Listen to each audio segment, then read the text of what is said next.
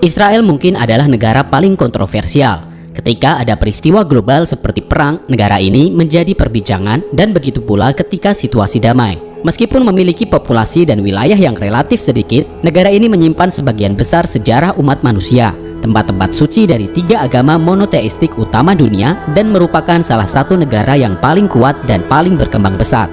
Negara ini telah memberikan banyak kontribusi ilmiah dan teknologi, sementara juga menjadi pusat konflik permanen di wilayahnya. Hari ini saya akan memberitahu Anda bagaimana kehidupan di negara ini, adat istiadat dan tradisi orang Yahudi, apa yang harus dihindari jika Anda mengunjunginya, di mana melihat gereja yang konon merupakan lokasi makam Yesus Kristus, dan lebih banyak lagi. 1. Israel adalah salah satu negara berdaulat termuda di dunia, dan pada saat yang sama pembentukannya didasarkan pada salah satu dokumen tertua, yaitu kitab-kitab kuno dalam Perjanjian Lama.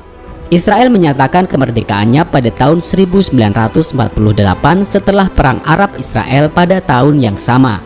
Ketika Perang Dunia Pertama berakhir, Palestina muncul, di mana Muslim dan Yahudi tinggal bersama dan terlibat dalam konflik konstan hingga perang berakhir pada tahun 1948. Itulah ketika Nakba atau pengungsian Palestina dimulai, dan sejak itu kedua negara telah berada dalam konflik. Saat ini, negara Palestina memiliki pengakuan internasional yang terbatas dan terletak di 2 wilayah yang berbatasan dengan Israel, tepi barat dan jalur Gaza. 2. Israel adalah satu-satunya negara Yahudi di dunia yang sangat sukses karena berbagai alasan. Diaspora Yahudi pertama yang signifikan terjadi pada tahun 586 sebelum Masehi, yang dikenal sebagai pembuangan Babel. Setelah Babel menguasai kerajaan Yehuda, sebagian Yahudi dideportasi ke perbudakan. Yahudi selalu menjadi minoritas di negara tempat mereka tinggal, yang memberi mereka insentif untuk unggul. Karena menjadi minoritas, mereka juga memiliki jaringan sosial yang kuat yang memungkinkan mereka untuk saling membantu dan berkembang dalam kehidupan pribadi dan profesional. Selain itu, mereka selalu siap untuk perang karena ancaman eksternal. Dan karena memiliki sumber daya alam yang sedikit, mereka lebih mengutamakan pengembangan pendidikan dan manusia, seperti Jepang, Taiwan, atau Singapura. Akhirnya, dengan wilayah yang relatif kecil, mereka memiliki konsentrasi orang berbakat yang tinggi, yang memudahkan inovasi dan budaya intelektual. 3. Israel adalah satu-satunya negara di dunia yang berhasil menghidupkan kembali sebuah bahasa yang telah punah.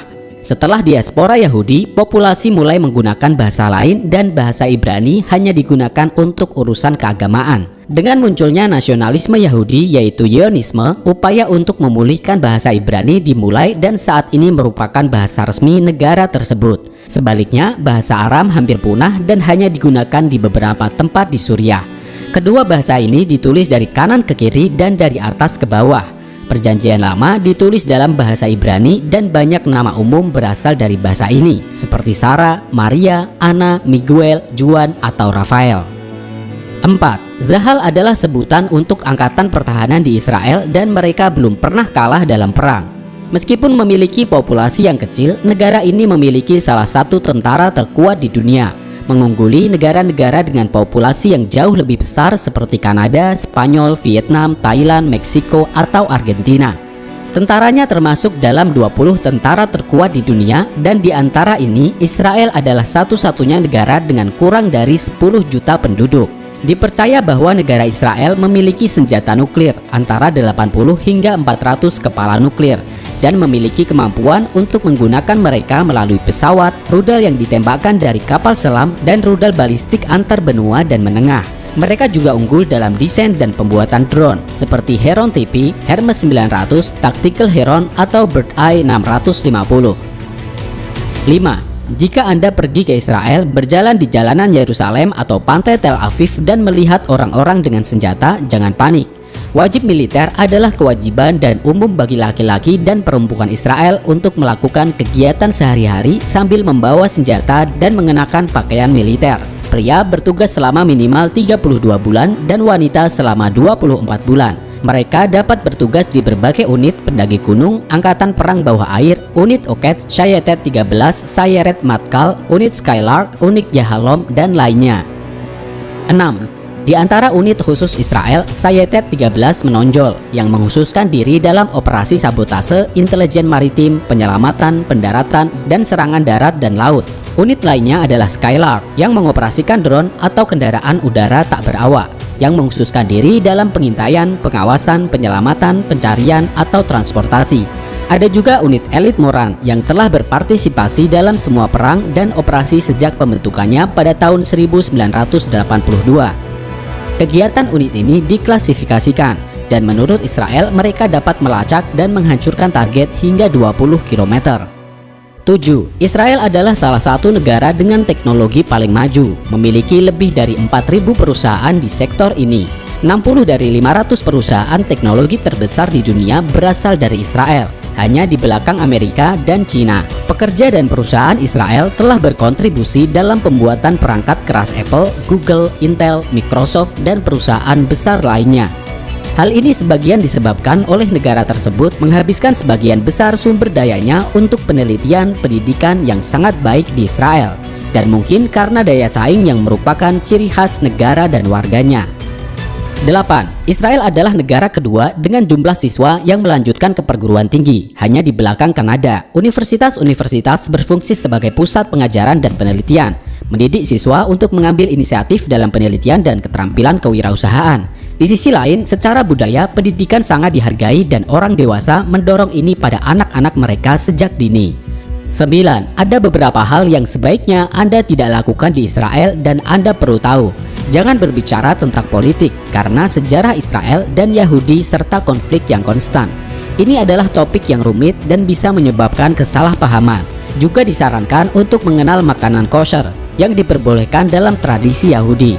Hewan yang merumput dan memiliki kuku belah dianggap kosher, sementara kelinci, unta, babi tidak boleh dimakan. Begitu juga produk yang berasal dari mereka. Namun ada aturan lain, seperti bahwa orang Yahudi hanya dapat makan makanan kosher yang dibuat oleh orang Yahudi. Daging dan produk susu tidak boleh dicampur, dan setiap peralatan dapur harus digunakan untuk memasak masakan tertentu.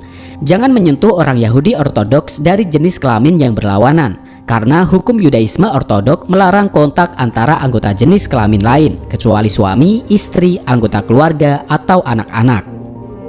10. Sesuatu yang sangat penting adalah jangan kamu mencoba menjelajahi alam di Israel. Ini adalah negara yang sedang berkonflik dan mungkin ada ranjau darat. Juga berpakaianlah dengan sopan tanpa menunjukkan terlalu banyak, karena ada banyak tempat yang dianggap suci. Selain itu, disarankan untuk tidak membawa buku-buku keagamaan atau tulisan dalam bahasa Arab yang dapat membuat Anda dicurigai.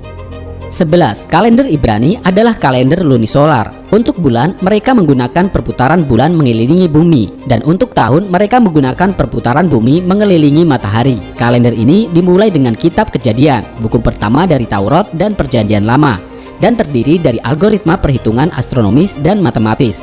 Tahun Gregorian 2020 setara dengan tahun Ibrani 5780. 12. Yom Kippur adalah hari paling suci dalam agama Yahudi, dikenal sebagai hari pertobatan, pengampunan, dan penebusan. Hari ini jatuh pada hari ke-10 bulan Tishrei dalam kalender Yahudi. Pada tanggal ini, puasa dilakukan selama sekitar 25 jam sebagai cara untuk menunjukkan penyesalan atas perbuatan buruk dalam setahun terakhir. Sebagian besar penduduk Israel tidak mengikuti tradisi Yahudi ini, tetapi mereka tidak mengendarai kendaraan, jalanan kosong, dan toko-toko serta restoran tutup.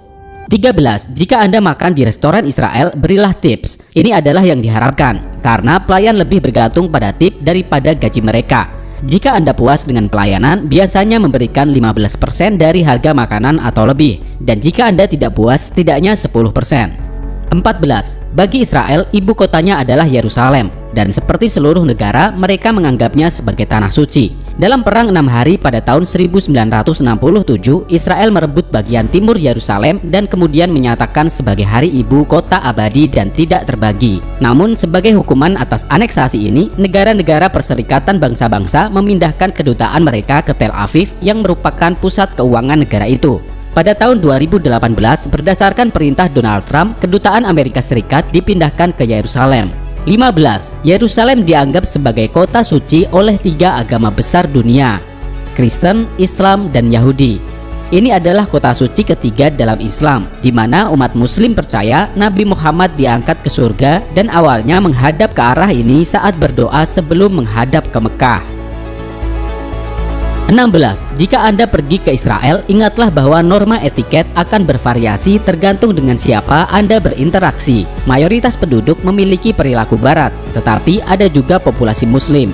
Ingatlah bahwa bagi seorang muslim, tangan kiri dianggap tidak suci dan hanya digunakan untuk kebersihan pribadi. Tidak demikian dengan orang Yahudi atau Kristen. 17. Di Yerusalem terdapat kuburan Yahudi di Gunung Yaitun, salah satu yang tertua di dunia dan masih digunakan. Ada lebih dari 150.000 kuburan, beberapa di antaranya lebih dari 1000 tahun. 18. Tembok ratapan adalah tempat paling suci dalam agama Yahudi. Terletak di kota Yerusalem dan diyakini dibangun pada tahun 19 sebelum Masehi oleh Herodes yang Agung. Di sini terletak bait suci pertama Yerusalem atau bait suci Salomo yang dihancurkan oleh orang Babilonia dan yang kedua dihancurkan oleh orang Romawi. Beberapa orang menganggap istilah tembok ratapan sebagai penghinaan dan menggunakan nama tembok barat. Diperkirakan setiap tahun orang Yahudi yang datang untuk berdoa meninggalkan lebih dari 9 juta catatan doa kepada Tuhan atau keinginan pribadi. Karena jumlahnya begitu banyak, seorang rabi mengumpulkannya 2 kali setahun untuk dibakar dekat Gunung Zaitun. 19. Layanan Pos Israel memiliki departemen khusus surat kepada Tuhan untuk semua surat yang datang ke Yerusalem dari seluruh dunia yang ditujukan kepada Tuhan. Surat-surat ini dibuka dan ditempatkan di celah-celah tembok barat. Ada hampir 1 juta surat setiap tahunnya. 20. Di Yerusalem terdapat kuil paling suci bagi umat Kristen, gereja atau balisika makam kudus atau gereja kebangkitan, di mana diyakini terdapat makam tempat Yesus Kristus ditempatkan setelah penyaliban. Meskipun tidak ada yang mengontrol pintu masuk utama balisika ini, selama berabad-abad dua keluarga Arab memiliki hak istimewa untuk membuka dan menutup pintu bangunan. Keluarga Muslim Nusaibeh dan keluarga Al-Gaudia Judeh. Keturunan mereka saat ini memiliki hak istimewa atas penjagaan pintu itu. 21. Di dalam gereja kebangkitan ada sebuah kuil kecil yang dikenal sebagai Edikula, dan di dalamnya diyakini terdapat makam Yesus Kristus. Gua yang ada di dalam Edikula ditemukan oleh orang Romawi, dan gereja tersebut dibangun pada zaman Kaisar Konstantin. Batu suci yang menjadi bagian dari makam tempat peziarah Kristen datang selama berabad-abad. Sebelumnya tertutup, tetapi baru-baru ini diungkapkan sehingga dinding-dindingnya dapat dilihat dari jendela. 22. Menurut Alkitab, Yesus lahir di Bethlehem, yang kini berada di wilayah Palestina, 10 km selatan Yerusalem.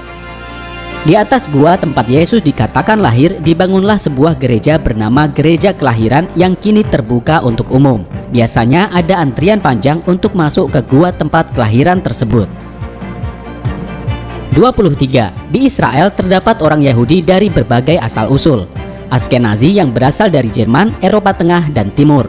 Sephardim yang merupakan keturunan orang Yahudi kuno yang diusir dari semenanjung Iberia pada zaman Raja-Raja Katolik, dan Mizrahi yang berasal dari Timur Tengah dan Afrika Utara. Juga terdapat orang Yahudi Afrika, yaitu mereka yang berasal dari Ethiopia yang disebut sebagai Israel Hitam.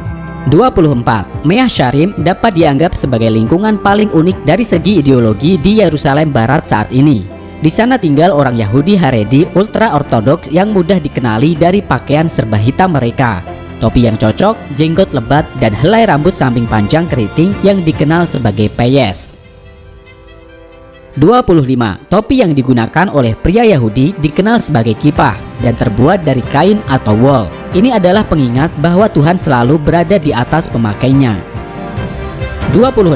Kesuburan di Israel sangat tinggi dibandingkan dengan negara-negara maju lainnya, dengan rata-rata hampir 3 anak per wanita. Kebijakan Israel mendukung hal ini dengan memberikan keuntungan bagi ibu, dan juga dipengaruhi oleh tingkat keagamaan yang tinggi di kalangan penduduk. Norma budaya dan agama mencakup menikah dan memiliki anak. Selain itu, orang Yahudi ultra-ortodoks Haredi memiliki banyak anak, dengan tingkat kesuburan wanita mencapai angka mengejutkan, yaitu 7 anak per wanita. Norma budaya agama untuk memiliki beberapa anak sangat kuat di Israel, sehingga bahkan wanita yang bekerja dan berusia lebih tua memutuskan untuk memiliki anak. Karena itu, Israel adalah salah satu dari sedikit negara maju yang melihat populasi mereka bertambah dengan cepat. Berbeda dengan negara-negara yang mengalami krisis kelahiran yang parah seperti Spanyol, Italia, Yunani, Jepang, atau Korea Selatan.